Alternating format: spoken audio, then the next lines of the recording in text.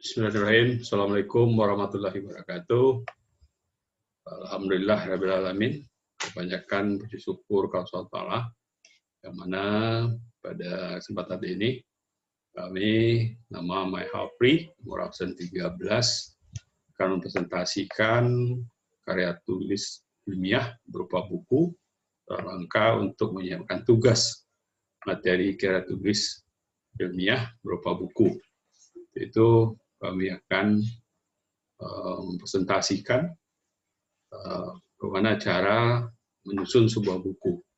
Saya sendiri berasal dari BPSDM Provinsi Sumatera Barat.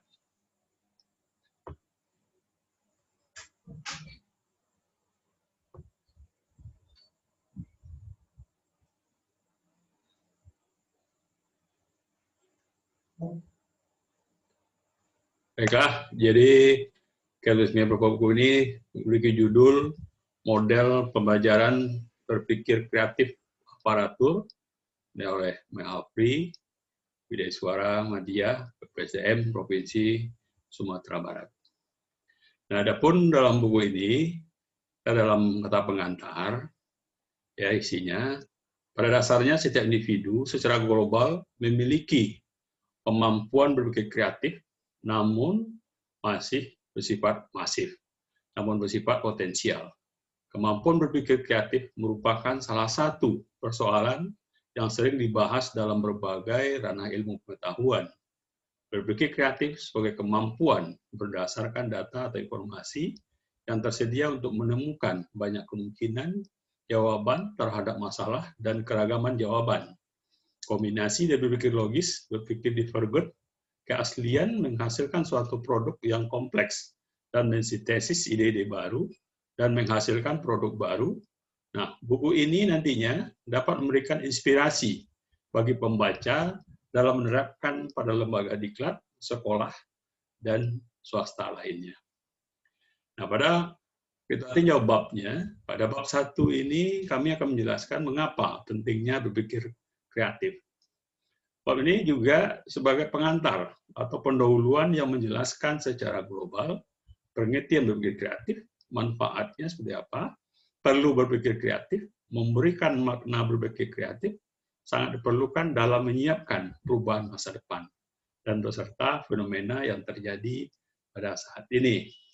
Itu pada bab 1. Lanjut kepada bab 2. Buku ini akan memberikan suatu landasan filosofis. Nah, di bab 2 kami membahas landasan filosofis. Yang mana dalam bab ini akan menjelaskan tentang filsafat, aliran konstruktivisme pembelajaran, aturan-aturan belajar, proses pembelajaran dalam membawa perubahan yang lebih baik terhadap peserta latihan. Nah, ini, lanjut kepada bab 3. Nah, bab 3 ini akan menjelaskan tentang konsep pembelajaran berpikir kreatif.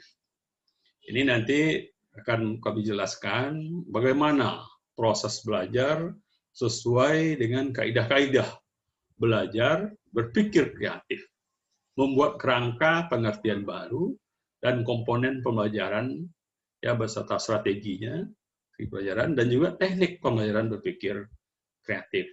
Nah, ini bab 3 akan dijelaskan seperti itu, nanti akan kita kembangkan.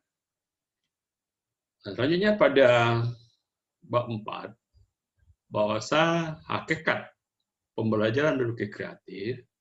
Nah, bab ini juga nantinya akan menjelaskan dari berpikir, ya, konsep berpikir seperti apa, yang merupakan berkembangnya ide, ide dan konsep melalui proses penjalinan hubungan antara bagian informasi, gagasan berpikir, tipe berpikir, ya, dan proses berpikir.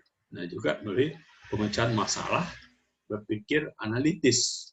Nah, jadi hakikat pembelajaran inilah yang nanti akan dituangkan secara detail, mengembang nantinya seperti apa kita membuat konsep ya untuk hakikat pembelajaran kreatif ini. Ini di bab 4. Nah, kita lanjut kepada bab 5. Nah, ini kita akan membahas konsepnya kajian teoritis pembelajaran berpikir kreatif. Nah, seperti apa nanti bentuk kajian teoritisnya?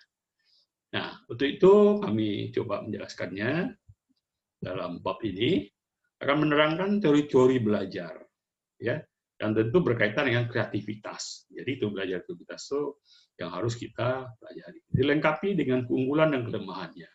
Jadi setiap teori itu ada keunggulan dan kelemahannya. Nah, ini akan diterangkan dalam bab 5 ini nantinya. Yaitu teori belajar, ya, antara lain pemrosesan informasi. Jadi teori belajar tentang informasi ini kita jelaskan, ya, dan juga teori perkembangan kognitif. Nah, jadi di Piaget. Jadi ini seperti apa teori belajar dari perkembangan kognitif Piaget.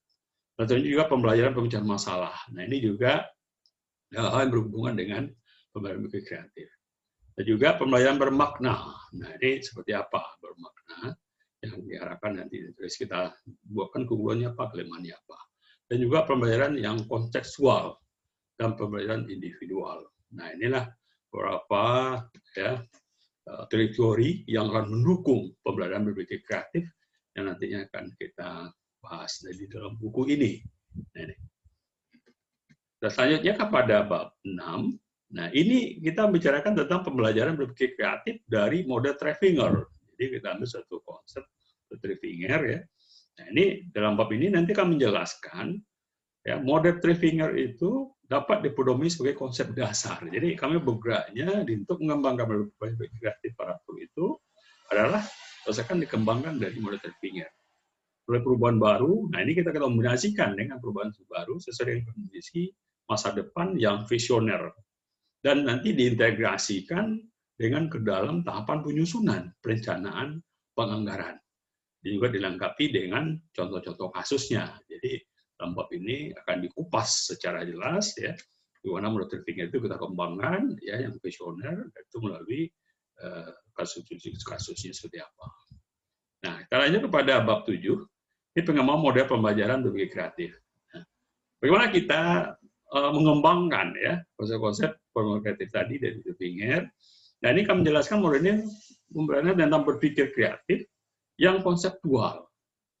Ini paradigmanya, ya, kita pakai paradigma baru. Jadi student centered learning. Jadi pembelajaran itu berpusat kepada pelajarnya sendiri. Nah, yang selama ini adalah pembelajaran itu berpusat kepada seorang guru atau dia suara yang menguasai kelas itu sendiri. Sekarang tidak. Kreatif itu memang nanti kita bentuk ke pelajar. Nah, melalui pemecah masalah, nah, 5 unsur pembelajaran, nanti kita ambil dari teori Joyce nantinya, ya, masalah, pemecah masalah, 5 unsur model pembelajaran, jadi dari sintak, sistem sosial, prinsip reaksi, ya, sistem pendukung, dan efek instruksional pengiring. Dan juga nanti menggunakan analisis ADI, yaitu menjalankan dari analisis, design, development, implementation, dan evaluation. Bab 8, nah ini nanti dalam buku ini kita akan bicarakan faktor-faktor kreativitas. Jadi pada bab ini kami menjelaskan faktor yang mendorong kreativitas individu, ya, seperti dorongan dari dalam diri sendiri, nah, atau dikatakan dengan motivasi intrinsik. Dan juga dorongan dari lingkungan, motivasi ekstrinsik, jadi lingkungan. Juga keterbukaan terhadap pengalaman. Nah, ini buku faktor itu juga orang belajar ini adalah ada punya pengalaman. Nah, kebebasan psikologis dan juga dijelaskan tentang ciri-ciri berpikir kreatif, ya, dan tahap-tahapan kreativitas. Nah, ini nanti apa menjelaskan itu.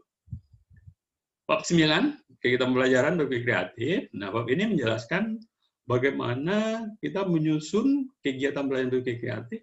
Ini mulai dari bahan ajar, ya, juga kita siapkan juga rencana, ya, BPMP-nya, ya, proses pembelajaran dan rencana pembelajaran. Jadi rencana garis besar pembimbingnya dan juga bantaian, standar kompetensi, hasil belajar, ya, sudah itu juga pembelajaran lama waktu jam pelajarannya berapa. Nah, ini juga nanti akan buku pedoman aplikasi. Jadi buku ini dilengkapi dengan buku-buku tentang pedoman aplikasi, cara pemakaian model pembelajaran ini. Menulis studi kasus dan juga menggunakan studi pemecahan masalah nanti akan menghasilkan ide baru visioner di masa depan. Jadi ini akan kita jelaskan. Nah, pada bab terakhir, ini, ya, bab 10, ini penutup. Nah, ini juga bagian ini berfungsi sebagai penutup. dan menjelaskan untuk menerapkan model pembelajaran berpikir kreatif harus memahami konsep-konsep, ya, kaidah-kaidah atau tahapan pembelajaran berpikir kreatif. Nah, ini yang terstruktur, menggunakan metode pemecahan masalah untuk menghasilkan ide baru, gagasan yang baru, tentu yang visioner.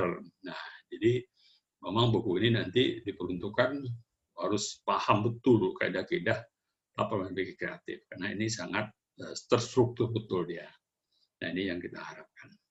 Itu dalam metode ini tentu kita harapkan adalah bagaimana si pelajar, ya, atau peserta pelatihan itu dapat menguasai atau mengeluarkan ide baru, gagasan baru yang visioner, yang berguna untuk nusa dan bangsa.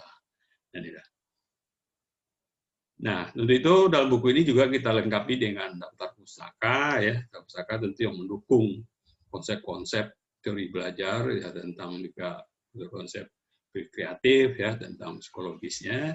Nah, ini kita ambilkan dari bukunya Armstrong, ya, karangan Armstrong, ya, Hansen, Sketch 1943, Education and Introduction, New York, Michigan Possibility College. Juga dari bukunya Bloom, Benjamin, ya, Graham Benjamin, tahun 1996, yang bukunya berjudul Taxonomy of Education Objective, yes, Book Cognitive Domain di Geneva. Dan juga karangan dari Evan James, ya, sesuatu yang berjudul bukunya Creative Thinking, Decision and Management Science, ya. Nah, ini juga. Dan juga bukunya Joyce, ya, karangan Joyce, Weir, Roman 2009 dengan bukunya Model of Teaching. Nah, di sini akan dijelaskan tentang bagaimana kita merancang suatu model. Nah, ini tadi kita jelaskan model kreatif itu ada 5 maksud tadi. Nah, ini model of teaching inilah nanti akan menjadi dasar kita sebagai panduan untuk melihat referensinya seperti apa. Juga Munandar 98, ya, pengembangan kreativitas anak berbakat, itu juga referensinya salah satu yang kita ambilkan. Bagaimana caranya untuk melakukan itu. Dan juga Suparno Paul 2008. Nah, ini filsafat konstruktivisme dalam pendidikan di Jakarta. Baik, Pak sekalian, jadi terima kasih atas kesempatan yang diberikan pada kami sendiri. Dan kami berharap pun juga para pembaca nantinya akan bisa menerapkan atau akan kami teruskan tulisan buku ini, ya, akan kami detailkan mungkin dalam beberapa waktu lama, ya, mungkin kita cari referensi lebih banyak, mudah-mudahan berguna untuk kita semua. Baik, terima kasih. Kami lagi. Assalamualaikum warahmatullahi wabarakatuh.